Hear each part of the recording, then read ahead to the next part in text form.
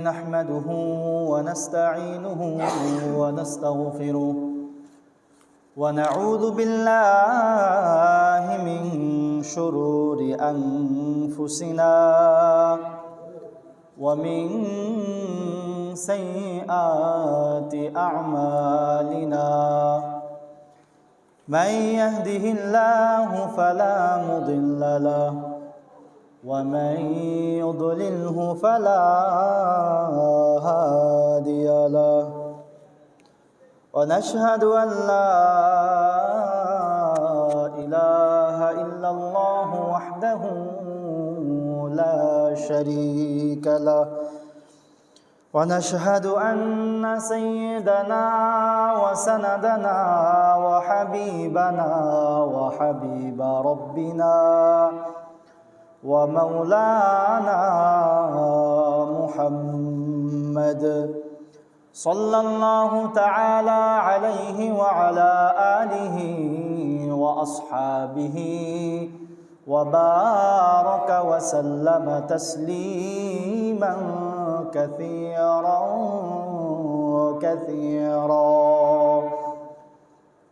أما بعد فقد قال الله تبارك وتعالى في كلامه المجيد وفرقانه الحميد أعوذ بالله من الشيطان الرجيم بسم الله الرحمن الرحيم وبشر الصابرين الذين إذا أصابتهم مصيبة قالوا إنا لله وإنا إليه راجعون. وقال النبي صلى الله عليه وسلم ما من مسلم يشاك شوكة فما فوقها إلا كتبت له بها درجة ومحيت عنه خطيئة.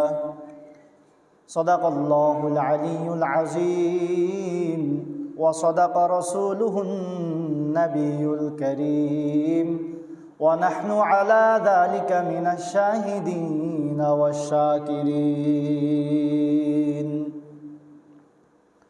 সবাই মুহাব্বতের সাথে দুরূদ ইব্রাহিম পড়ি। আল্লাহুম্মা সাল্লি আলা মুহাম্মাদ ওয়া আলা আলি মুহাম্মাদ কামা সাল্লাইতা আলা ইব্রাহিম ওয়া আলা আলি ইব্রাহিম ইন্নাকা হামিদুম মাজিদ। আল্লাহুম্মা বারিক আলা মুহাম্মাদ ওয়া আলা আলি মুহাম্মাদ كما باركت على إبراهيم وعلى آل إبراهيم إنك حميد مجيد صلى الله عليه وسلم. আলহামদুলিল্লাহ, আল্লাহ রব্বুল ইজ্জতের দরবারে অসংখ্য অগণিত শুকরিয়া। যে মহান প্রভু, যে মহান পরওয়ারদিগার আমাদেরকে বিগত জুমা থেকে জুমা পর্যন্ত হায়াত দিয়েছেন, পাশাপাশি সপ্তাহের শ্রেষ্ঠতম দিন জুমার দিনে মসজিদের মধ্যে আগে আগে আসার, বসার এবং কোরআন ও সুন্নাহর আলোকে কিছু কথা বলার এবং শোনার তৌফিক দিয়েছেন। এই জন্য রবের দরবারে অবনত মস্তকে শুকরিয়া আদায় করি আলহামদুলিল্লাহ। আল্লাহ সুবহানাহু ওয়া তাআলা মানুষকে সৃষ্টি করার পর তার এক অবস্থা রাখেন নাই, অর্থাৎ একটা মানুষ সবসময় সুখে থাকবে, কোনো সময় তার জীবনে দুঃখ কষ্ট যন্ত্রণা আসবে না, এমন সিস্টেম আল্লাহ তাআলা দুনিয়াতে রাখেন নাই। আবার কোনো একটা মানুষ সব সময় দুঃখ কষ্টের মধ্যে আছে, তার কোনো দিনই সুখের আসে না, এমনটাও আল্লাহ তাআলা করেন না। আল্লাহ তাআলা সুখ দুঃখ, দুঃখ বেদনা আনন্দ হাসি সব কিছু দিয়েই মানুষের জীবনটাকে রঙিন করেছেন। কারো জীবনে যদি দুঃখ না থাকে তাহলে তার সুখটাও তার কাছে বোরিং লাগবে, একটা বিরক্তিকর জিনিস মনে হবে। যখন মাঝে মধ্যে আমরা কষ্ট পাই, বিভিন্নভাবে রোগে সুগে আক্রান্ত হয়ে কষ্ট পাই, তখন সুস্থ থাকাটা আমাদের বুঝে আসে যে সুস্থতাটা আল্লাহ তাআলার দেয়া কতটা নিয়ামত। সেই জন্য আল্লাহ তাআলা পৃথিবীতে যত মানুষ পাঠিয়েছেন, এমনকি সমস্ত নবীরাও কষ্ট করেছেন কিনা, প্রত্যেকটা নবীকে চূড়ান্ত পর্যায়ের পরীক্ষা দিতে হয়েছে। যে যত বড় তাকওয়াওয়ালা, যে যত বুজুর্গ, যে যত আমলওয়ালা, তার পরীক্ষাটা তত বেশি আল্লাহ তাআলা নিয়ে থাকেন। আল্লাহ তাআলা দুনিয়াতে কাউকে এমন কোনো মানুষ পাঠান নাই যে সব সময় সুখের মধ্যে আছে, তার কোনো দুঃখ নাই। আবার এমন কোনো মানুষও আল্লাহ তাআলা দুনিয়ায় পাঠান নাই যে সদা সর্বদা কষ্টের মধ্যে আছে, যন্ত্রণার মধ্যে আছে, নির্যাতন নিপীড়নের মধ্যে আছে, কখনো তার জীবনে সুখ আসে নাই, এমন মানুষও আল্লাহ তাআলা পাঠান নাই। কেন? এমনটা কেন করলেন? একটু আগেই বললাম, যদি মানুষকে এককভাবে যদি তাকে সুখের মধ্যে ঠেলে দেওয়া হয়, তার জীবনে কোনো ধরনের কষ্ট নাই, এমন যদি মানুষ হয়, তাহলে সে বেপরোয়া হয়ে যাবে, সে আল্লাহকে ভুলে যাবে। কিন্তু যদি তাকে কখনো সুখে পড়ে কখনো আবার দুঃখ দেয়, তখন সে আল্লাহ তাআলাকে বুঝতে পারে যে আল্লাহ তাআলা আমাকে এতদিন সুখে রাখছে। আবার কাউকে যদি পরিপূর্ণভাবে দুঃখের মধ্যে ফেলায় রাখেন, তখন এক সময় বান্দা ধৈর্য ধরতে সে এমনও হইতে পারে আল্লাহ তাআলাকে অবিশ্বাস করতে পারে। এই জন্য আল্লাহ তাআলা সুখ দুঃখ, কোরআনের মধ্যেও আল্লাহ তাআলা জান্নাতের আলোচনা করছেন, হঠাৎ করে আবার জাহান্নামের আলোচনা শুরু করছেন। জাহান্নামের আলোচনা চলতেছে, হঠাৎ করে আবার জান্নাতের আলোচনা শুরু করছেন। কেন? যাতে করে বান্দা জান্নাতের আলোচনা শুনতে শুনতে এত বেশি আগ্রহী না হয়ে যায়, সে যাতে এমনটা মনে না করে আমি মনে হয় জান্নাত এমনি পেয়ে যাব। যেই পরিমাণ আল্লাহ তাআলা জান্নাতের বর্ণনা দিতেছে, আমি মনে হয় এমনি পেয়ে যাব জান্নাত। এই জন্য পরক্ষণে আল্লাহ তাআলা জাহান্নামের আলোচনা শুরু করে বান্দাকে জানিয়ে দিচ্ছেন, বান্দা শুধু জান্নাতের নাজ নিয়ামত দেখলা, আমার কিন্তু কঠিন শাস্তি দেওয়ার মতো জাহান্নামও রয়েছে। এই জন্য আল্লাহ তাআলা উভয় অবস্থায় মানুষকে রাখেন। পৃথিবীতে প্রত্যেকটা মানুষ সুখ দুঃখ সব মিলিয়েই মানুষের অবস্থান। একচেটিয়া কেউ সুখে থাকে না, আবার একচেটিয়া কেউ দুঃখেও থাকে না। আল্লাহ তাআলা দুইটা দিয়ে আমাদেরকে দুনিয়াতে পাঠাইছেন। এই জন্য পৃথিবীতে আমাদের যত বড় ধরনের কঠিন থেকে কঠিন বিপদ আপদ আসুক না কেন, আমাদের নিরাশ হওয়া যাবে না, ধৈর্য হারা হওয়া যাবে না। আবার আপনাকে আল্লাহ তাআলা সুখে রাখছেন, আপনি প্রাপ্তি, এত পরিমাণ প্রাপ্তি, আপনার সন্তান সন্ততির অভাব নাই, আপনার গাড়ি বাড়ি টাকা পয়সা কোনো কিছুর অভাব নাই। এখন এগুলা পাওয়ার পর আপনাকে অহংকারীও হওয়া যাবে না। অর্থাৎ পাইলে আল্লাহ তাআলার শুকরিয়া আদায় করবো, আল্লাহ তাআলার দিকে রুজু থাকবো, আর না পাইলে ধৈর্য ধারণ করবো। আল্লাহ তাআলার প্রতি নিরাশ হওয়া যাবে না। অনেকে তো আছে অনেক বছর ধরে চাকরি ট্রায়াল দিচ্ছে, সে চাকরি হচ্ছে না, ব্যবসা বাণিজ্য করতেছে, কোনো লাভের মুখ দেখতেছে না, তখন সে কি করে? আল্লাহ তাআলাকে গালিগালাজ করে, নাউযুবিল্লাহ, যে আল্লাহ তাআলা খালি আমারই দেখছিল, আর কাউরে দেখে নাই। এমনটা বলে কি না? বলে এমনটা। এই জন্য এমন নিরাশ হওয়া যাবে না, কারণ আল্লাহ তাআলা বান্দাকে কখনোই এক অবস্থার মধ্যে ফেলে রাখেন না। আপনার আজ হোক বা কাল হোক বা পরশু হোক বা তরশু, আপনার অবশ্যই আপনাকে সফলতার মুখ আল্লাহ তাআলা দেখাবে। এই জন্য আল্লাহ তাআলাকে বিপদ আপদের সময় গালিগালাজ করা যাবে না। আল্লাহ তাআলার রহমত থেকে, আল্লাহ তাআলার দয়া থেকে নিরাশ হওয়া যাবে না। যদি আমরা নিরাশ হয়ে যাই, তাহলে আল্লাহ তাআলা আমাদের প্রতি আরও বেশি ক্রোধান্বিত হবেন, আরও বেশি রাগান্বিত হবেন। তাহলে আল্লাহ তাআলার রাগ নিয়ে কি কেউ দুনিয়াতে সফল হইতে পারবে? আখিরাতে সফল হইতে পারবে না। এই জন্য আল্লাহ তাআলা বিপদ আপদে রাখলে আমরা ধৈর্য ধারণ করব, আর যদি আল্লাহ তাআলা ভালো রাখেন, তাহলে ওই অবস্থায় আল্লাহ তাআলার প্রাপ্তি পেয়ে, আল্লাহ তাআলার নিয়ামত পেয়ে আমরা আল্লাহ তাআলার শুকরিয়া আদায় করব। তো এই ধরনের বিপদ আপদ আমাদের জীবনে আসে বিভিন্ন কারণে। নরমালি বিপদ আপদ আসে তিনটা কারণে। আমাদের জীবনে বিপদ আপদ আসে কয়টা কারণে? তিনটা কারণে আসে। একটা হচ্ছে পরীক্ষা স্বরূপ, আরেকটা হচ্ছে বান্দার মর্যাদা বৃদ্ধির জন্য, আর 3 নাম্বার হচ্ছে গুনাহের সয়লাভ হয়ে গেছে সমাজের মধ্যে, ব্যক্তি জীবনে, পারিবারিক জীবনে, সামাজিক জীবনে, রাষ্ট্র জীবনে গুনাহ এমনভাবে মানুষ লিপ্ত হয়েছে যে আর আল্লাহ তাআলা শাস্তি না দিয়ে পারতেছেন না। তখন আল্লাহ তাআলা শাস্তি দেন, মানে বিপদ দেন। তার মানে আল্লাহ তাআলা বিপদ আপদ কয় কারণে দেন? 3 কারণে। একটা হচ্ছে পরীক্ষা স্বরূপ, বান্দাকে পরীক্ষা করার জন্য আল্লাহ তাআলা সূরা বাকারার মধ্যে বলে দিয়েছেন, ওয়ালানাবলুওয়ান্নাকুম বিশাইইম মিনাল খাউফি ওয়াল জু' ওয়া নাকসিম মিনাল আমওয়ালি ওয়াল আনফুসি ওয়াত তামারাত। আল্লাহ তাআলা বান্দাকে বলে দিচ্ছেন, ওয়ালানাবলুওয়ান্নাকুম, বান্দা আমি অবশ্যই তোমাকে পরীক্ষা করব। তোমাকে অবশ্যই পরীক্ষা দিতে হবে। দুনিয়ার জীবনে তুমি সদা সর্বদা সুখের মধ্যে থাকবা এমনটা হবে না। পরীক্ষা কিসের মাধ্যমে দিব? বিশাইইম মিনাল খাউফি ওয়াল জু' ওয়া নাকসিম মিনাল আমওয়াল। বান্দা কোনো সময় তোমাকে অভাব অনটন দিয়ে আমি তোমাকে পরীক্ষা নেব। ওয়া নাকসিম মিনাল আমওয়াল, তোমার সম্পদের মধ্যে আমি দুর্যোগ লাগিয়ে তোমাকে পরীক্ষা নেব। ওয়াল আনফুসি, তোমার প্রিয়জন তোমার কাছের মানুষকে আমি আমার কাছে নিয়ে আসব, অর্থাৎ মৃত্যুবরণ করানোর মাধ্যমে আমি তোমাকে পরীক্ষা নেব। অর্থাৎ আমাদের প্রিয়জন, আমাদের সন্তান অনেক সময় মারা যায়, আমাদের বাবা মা মারা যায়, আমাদের কাছের একজন বন্ধু মারা যায়, তখন আমাদের কষ্ট লাগে কি না?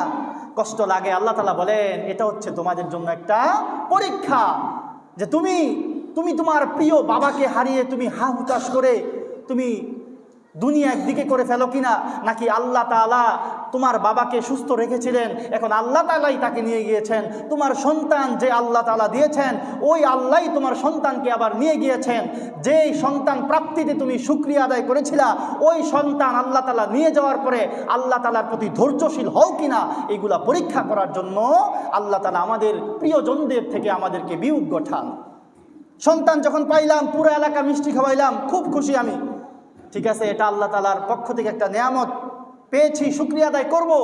কিন্তু আল্লাহ তাআলা অপর পৃষ্ঠায় আবার বলেন যে যখন তোমাদের সন্তান সন্ততি বিদায় হয়ে যায়, আমি দিয়েছিলাম, আবার আমি নিয়ে গিয়েছি তোমাকে পরীক্ষা করার জন্য, তোমার মর্যাদা বৃদ্ধি করার জন্য। এখন আমি দেখব তুমি ধৈর্য ধারণ করো কিনা। যে আল্লাহ তাআলা দিয়েছিল, আল্লাহ তাআলা আবার নিয়ে গেছে, এমনটা তোমার মুখ দিয়ে আসে কিনা, এটা দেখার জন্য আমি তোমাকে পরীক্ষায় ফেলি। এরপর আল্লাহ তাআলা বলেন, ওয়ানাকসিম মিনাল আমওয়ালি ওয়াল আনফুসি ওয়াত তামারাত। আল্লাহ তাআলা অনেক সময় ফল ফসলের ক্ষতির মাধ্যমে পরীক্ষা করেন। দেখা যায় কোনো একটা বছর কারো জমিতেই ভালো ফসল হয় নাই, আপনি কলা ক্ষেত লাগিয়েছেন সুন্দর মতন, সব কিছু ঠিকঠাক ছিল, কিন্তু এমন একটা তুফান আসলো, আপনার কূপ দেওয়ার আগের রাত্রে সব কলা পড়ে গেল। এমনটা হয় কিনা? হয়। কেন করেন আল্লাহ তাআলা? ওয়ালানাবলুওয়ান্নাকুম, তোমাদেরকে পরীক্ষা করার জন্য আল্লাহ তাআলা এগুলা করেন। এই জন্য বান্দা তোমাকে হতাশ হওয়া যাবে না। আমি কোনো সময় বান্দাকে পরীক্ষা করার জন্য বিপদ আপদ দিয়ে থাকি, এক নাম্বার। দ্বিতীয় নাম্বার, মর্যাদা বৃদ্ধির জন্য আল্লাহ তাআলা পরীক্ষা করেন, আল্লাহ তাআলা বিপদ আপদ দেন। কেমন? আপনাদেরকে এই উদাহরণটা আগেও দিয়েছিলাম কোনো এক জমায়। আমি এমন আমলওয়ালা হয়ে যাই নাই যে আমি অনেক উচ্চ পর্যায়ের জান্নাতের মধ্যে চলে যাব, কিন্তু আমল করি, টুকটাক কিছু আমল করি। কিন্তু আল্লাহ তাআলা চান এই বান্দাটা আরো উপরের তবকায়, আরো ভালো অবস্থানে থাকুক। আল্লাহ তাআলা, আমি যে অবস্থানে আছি, আমি যে পরিমাণ আমল ইবাদত করি, এই আমল ইবাদত দিয়া এর চাইতে উপরে ওঠা সম্ভব নয়। তখন আল্লাহ তাআলা এই বান্দার মর্যাদা আরও একটু উপরে উঠানোর জন্য তাকে বিপদ আপদ দেন। যদি সে ধৈর্য ধারণ করতে পারে, তাহলে যেই জায়গায় তার পৌঁছার মতো ক্ষমতা ছিল না, ওই জায়গায় ধৈর্য ধারণ করার কারণে আল্লাহ তাআলা ওই জায়গায় উঠায় দেন। সুবহানাল্লাহ। অর্থাৎ যেই জায়গায় আমার আপনার আমল দিয়ে, ইবাদত দিয়ে আমি ওই স্তরে জান্নাতের ওই জায়গায় যাইতে পারতাম না, কিন্তু আল্লাহ তাআলা দয়া করে একটা পরীক্ষা দেন যে বান্দা তোমাকে এমন একটা ক্ষতির মাধ্যম, তোমাকে ক্ষতির সম্মুখীন করব। কেন? এই ক্ষতির মধ্যে যদি তুমি ধৈর্য ধারণ করতে পারো, তাহলে আমি বা আল্লাহ তোমাকে ওই যেই স্তরে তুমি পৌঁছাইতে পারতা না তোমার আমল ইবাদত দিয়ে, ওই জায়গায় আমি তোমাকে পৌঁছায় দিব। সুবহানাল্লাহ। এই জন্য আল্লাহ তাআলা বিপদ আপদ দিয়ে থাকে, 2 নাম্বার। আর 3 নাম্বার হচ্ছে নালায়েক, নাখানদার, গুনাহগার বান্দাদের জন্য আল্লাহ তাআলা শাস্তি স্বরূপ বিপদ আপদ দেন। তার মানে আপনি আমি নিজেকে নিজে জিজ্ঞেস করলে বুঝতে পারবো আমার আপনার জীবনে আসা বিপদটা কোন ক্যাটাগরিতে পড়ে।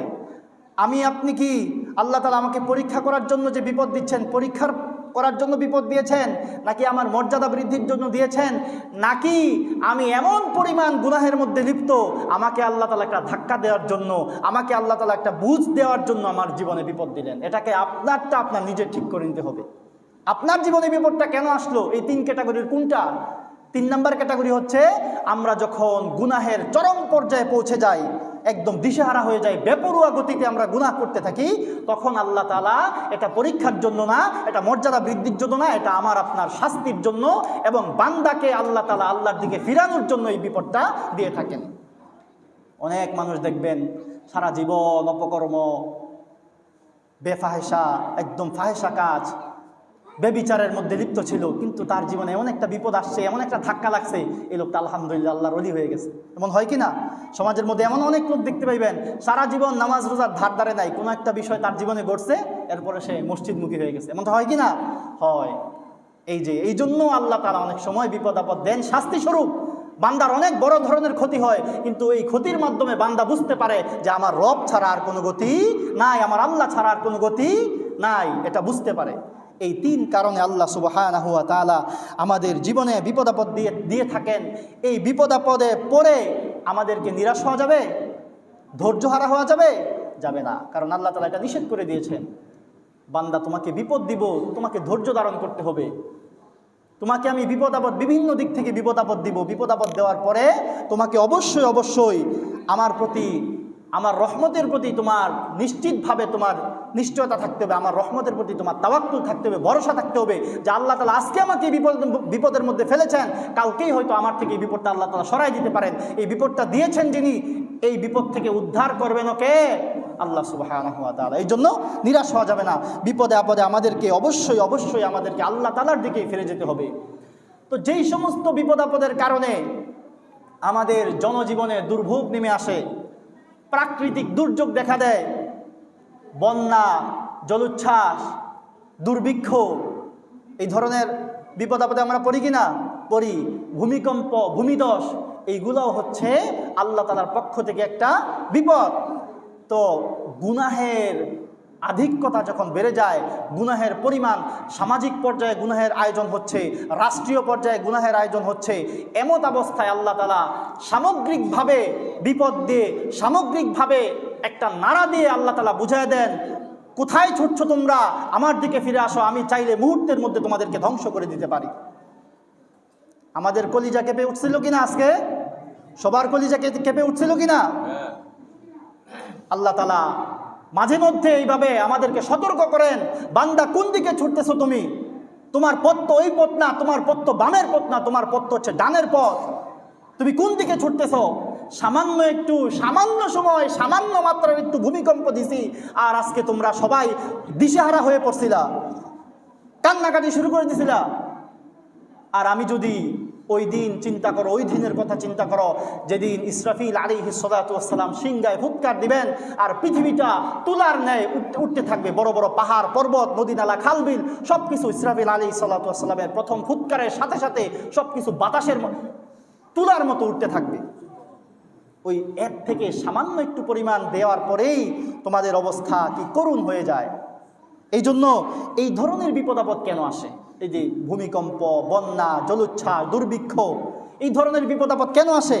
আল্লাহর হাবিব সাল্লাল্লাহু আলাইহি ওয়াসাল্লাম বলেন, যখন ব্যাপক হারে সমাজের মধ্যে গুনাহের পরিমাণ বেড়ে যায়, ব্যাপক হারে যখন সবাই আল্লাহ থেকে বিমুখ হয়ে যায়, আল্লাহকে ভুলে যায়, তখন আল্লাহ তাআলা মানুষের দিকে এই ধরনের বিপদ আপদ দিয়ে দেন। আল্লাহ তাআলা পবিত্র কালামের মধ্যে বলেন, ওয়ামান আরাদু আন যিকরি ফাইন্না লাহু মাঈশাতান দানকা ওয়া নাহশুরুহু ইয়াওমাল কিয়ামাতি আ'মা।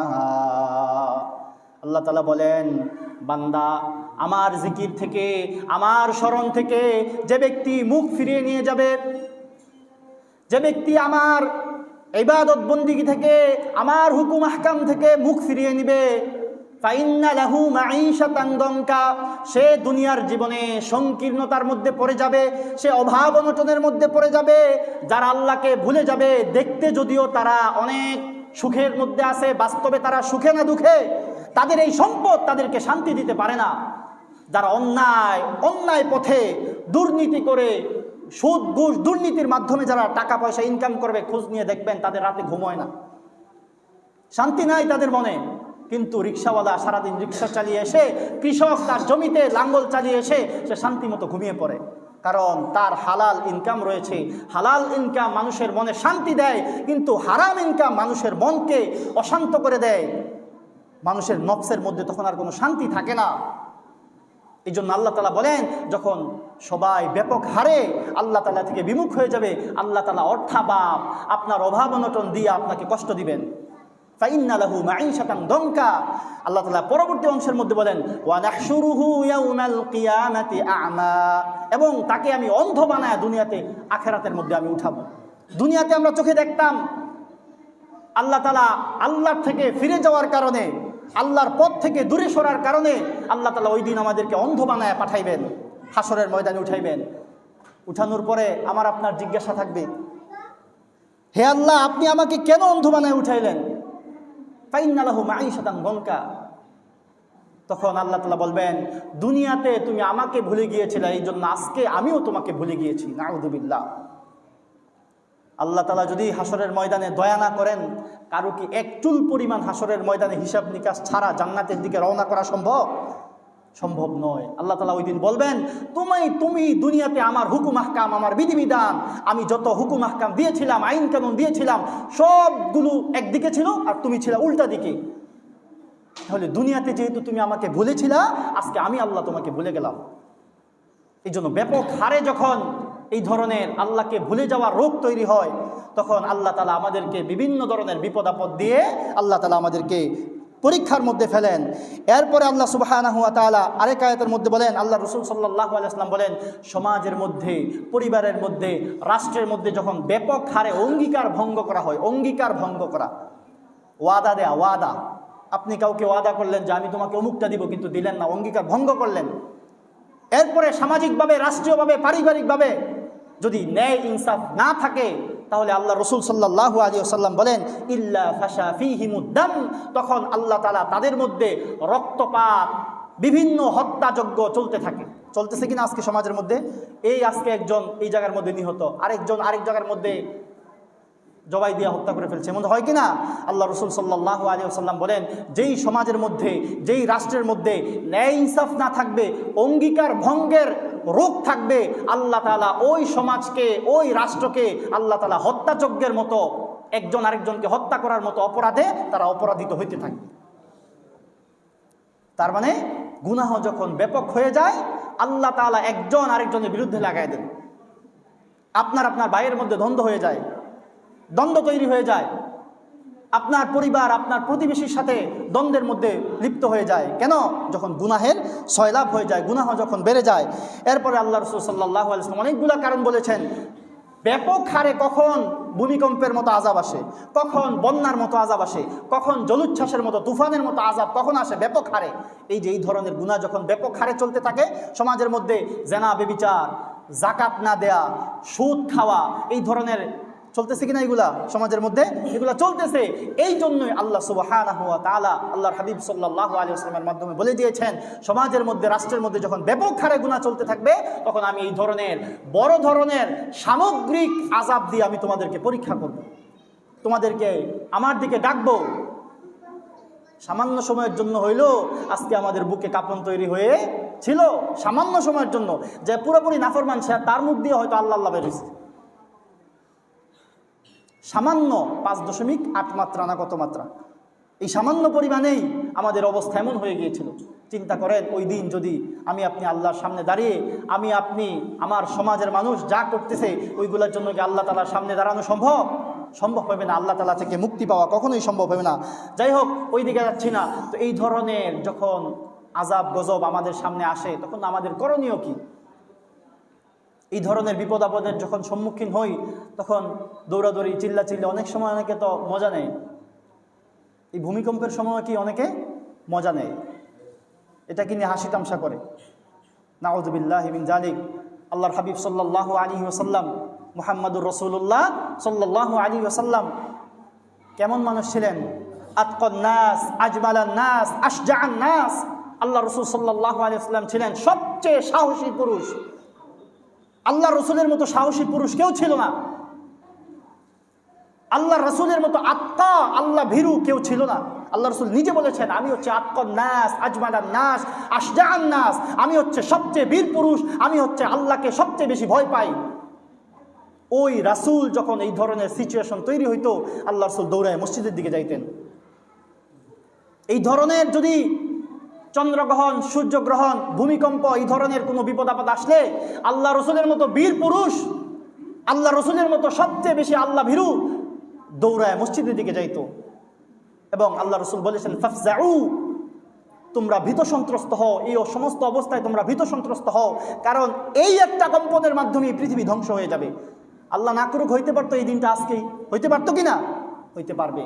হাদিসের মধ্যে আসছে, কোনো এক শুক্রবারে এমনভাবেই ভূমিকম্প শুরু হবে, এই ভূমিকম্প আর থামবে না, এই ভূমিকম্প এই চলতে চলতে কিয়ামতের মাঠ কায়েম হয়ে যাবে কোনো এক শুক্রবারে। এই জন্য যারা আল্লাহওয়ালা মানুষ, শুক্রবার দিন যখন কোনো আযাব গজবের আলামত দেখে, তখন তারা বেশি পরিমাণ আল্লাহর দিকে ধাবিত হয়, কারণ তারা বুঝতে পারে হইতে পারে আজকের দিনটাই সেই দিন। কারণ যেই সমস্ত কিয়ামতের আলামতগুলা বলা হয়েছে, মোটামুটি তো সব ধরনের গুলোই কয়েকটা বাদে, বড় বড় কয়েকটা বাদে মোটামুটি সবগুলোই কি এগুলা দেখা হয়ে গেছে, অলরেডি বাস্তবায়ন হয়ে গিয়েছে। এই জন্য এমনটা মনে করলে ভুল হবে যে কিয়ামত তো অনেক দূরে, আমি আরো 1000 বছর বাঁচবো, এরপরে আমার নাতি নাতকর আরো 1000টা বছর বাঁচবে, এমন কি নিশ্চয়তা কেউ আছে? কারো নাই। যে কোনো সময় এটা হয়ে যেত। এই জন্য শুক্রবার দিন এটা হওয়া অনেক বড় একটা বিপদের আলামত ছিল। আল্লাহ তাআলা আমাদেরকে রক্ষা করেছেন, কিন্তু বুঝতে হবে এই ধরনের বিপদ আপদে রাসূলের যে আমল ছিল, ওই আমলগুলো আমাদেরকে করতে হবে। লা হাওলা ওয়ালা কুওয়াতা ইল্লা বিল্লাহ পড়া, এরপর হচ্ছে জোরে জোরে আল্লাহু আকবার বলতে থাকা, এই ধরনের আমল করা। কিন্তু অনেকে এটা নিয়ে হাসি মজা ঠাট্টা করে।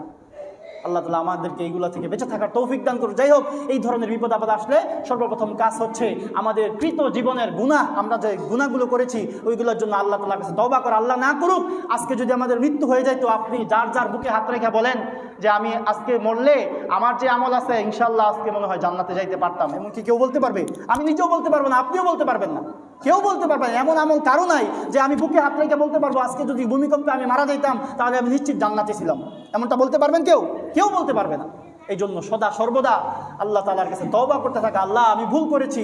বিশেষ করে এই সমস্ত বিপদে, এই সমস্ত বিপদ আপদ যখন আসে, তখন আল্লাহ তাআলার কাছে বেশি পরিমাণ রুজু হওয়া, আল্লাহ মাফ করে দেন, আল্লাহ মাফ করে দেন। যদি আপনি আরবি না পারেন, কমপক্ষে এইগুলো বলতে থাকা। আল্লাহ না করুক যদি হয়ে যায়, ওই সময় যদি সমস্যাটা হয়ে যাইত, আমাদের কি উপায় ছিল?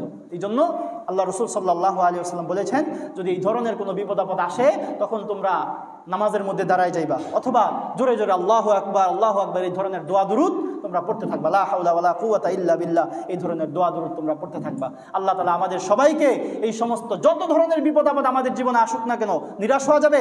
আল্লাহ তাআলাকে গালিগালাজ করা যাবে? এই সমস্যাটা আমাদের মেয়েদের মধ্যে, আমাদের মহিলাদের মধ্যে ব্যাপক। যখন কোনো একটা সমস্যা পরিবারের মধ্যে চলতেই থাকে, বলে কি আল্লাহ তাআলা আমারই দেখছে চোখে, বলে কি না? এমন এই ধরনের কথা বলে কি না যে আল্লাহ তাআলা শুধু আমারই দেখছে? নাউযুবিল্লাহ। এই ধরনের কথা যদি কেউ পূর্ণ বিশ্বাস নিয়ে এই ধরনের কথা বলে, ঈমান থাকবে না, বেঈমান হয়ে যাবে। কারণ আল্লাহ তাআলা সুখ দুঃখ, প্রথমেই বললাম কেন সুখ দুঃখের মধ্যে পেলেন আপনাকে। আল্লাহ তাআলা একদম আদম আলাইহিস সালাম থেকে নিয়ে শুরু করে পৃথিবীর শেষ মানুষটা পর্যন্ত এমন কোনো মানুষ আল্লাহ তাআলা পৃথিবীতে পাঠাবেন না যেই মানুষটা 100% সুখী ছিল, এবং যেই মানুষের জীবনে কোনো ধরনের বিপদ আপদ কষ্ট আসে নাই, এমন কোনো মানুষ আল্লাহ তাআলা পাঠাবেন না। এটা আল্লাহ তাআলার নিজাম না, এটা আল্লাহ তাআলার রুটিন না। কেন? কারণ কাউকে যদি পরিপূর্ণ সুখের মধ্যে রাখা হয়, তখন সে সুখ পাইয়া ফেরাউনের মতো 300 বছর তার কোনো রোগ সুখ ঠান্ডা জ্বর কাশি কিছুই হয় না, তখন কি বলছে? আনা রব্বুকুমুল আলা, আমি তোমাদের বড় রব। কেন বলতে পারছে এটা? কারণ সে দেখছে আমার কোনো বিপদ আপদ নাই, আমার চাইতে বড় আর কে? দেখবেন এই জন্য যখন আপনার অনেক সুখের মধ্যে থাকেন, তখন আল্লাহ ভুলা হয়ে যায়, কিন্তু যখন আল্লাহ তাআলা একটু চিপা দিয়া ধরেন, তখন ঠিকই আল্লাহ আল্লাহ আল্লাহ আল্লাহ জপতে থাকে কি না? কোরআনের মধ্যেও আসছে, আপনি এই মুশরিকদেরকে জিজ্ঞেস করেন, যখন তারা ওই উত্তাল সমুদ্রের মধ্যে, নৌকার মধ্যে, জাহাজের মধ্যে থাকা অবস্থায় যখন আল্লাহ তাআলা বড় বড় ঢেউ দেন আর তুফান যখন শুরু হয়ে যায়, তখন তারা কার নাম মুখে নেয় তাদেরকে আপনি জিজ্ঞেস করেন। তখন তারা রাখতে থাকে, আল্লাহ আজকের মতো বাঁচায় দেন, এই অবস্থা থেকে যদি আপনি বাঁচায় দেন তাহলে আমরা ঈমানদার হয়ে যাব। কিন্তু যখন অবস্থা চলে যায়, তখন আবার তারা উল্টা দিকে ফিরে। এই জন্য আমাদের সবাইকে সর্বাবস্থায় যত ধরনের বিপদ আপদ আসুক না কেন, সর্বপ্রথম কাজ হচ্ছে ধৈর্য ধারণ করা এবং আল্লাহ তাআলা থেকে নিরাশ না হওয়া। যে আল্লাহ তাআলা আমাকে এই যে বিপদটা দিয়েছেন, আল্লাহ তাআলা আমাকে অর্থাভাবে ফেলাইছেন, অর্থের কষ্টের মধ্যে ফেলাইছেন, আমার সন্তান আজকে আমাকে ছেড়ে পৃথিবী ছেড়ে চলে গিয়েছে, আমার প্রিয় মা আমার প্রিয় বাবা আজকে আমাকে ছেড়ে চলে গেছে। তো এই জন্য নিরাশ হওয়া যাবে না, ধৈর্যশীল থাকতে হবে। ধৈর্য হারা হওয়া কোনো মুমিনের গুণ হইতে পারে না। ধৈর্য হারিয়ে ফেলা এটা মুমিনের গুণ না। মুমিন সবসময় সদা সর্বদা তার তাকদীরের উপর বিশ্বাস রাখবে। আমার যে আজকে একটা পিঁপড়া কামড় দিছে, এটাও আল্লাহ তাআলা আমার জন্মের, আমাকে সৃষ্টি করার 500 বছর আগে আল্লাহ তাআলা রেখে রাখছেন। এই বিশ্বাসটা মুমিন রাখবে, অবশ্যই রাখবে।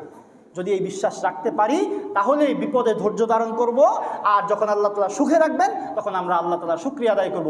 আল্লাহ সুবহানাহু ওয়া তাআলা সমস্ত বিপদ আপদের মধ্যে আমাদেরকে ধৈর্যশীলদের অন্তর্ভুক্ত হওয়ার তৌফিক দান করুক এবং সমস্ত সুখের মধ্যে আল্লাহ তাআলার শুকরগুজার হওয়ার তৌফিক দান করুক। ওয়া আখিরু দাওয়ানা আলহামদুলিল্লাহি রাব্বিল আলামিন।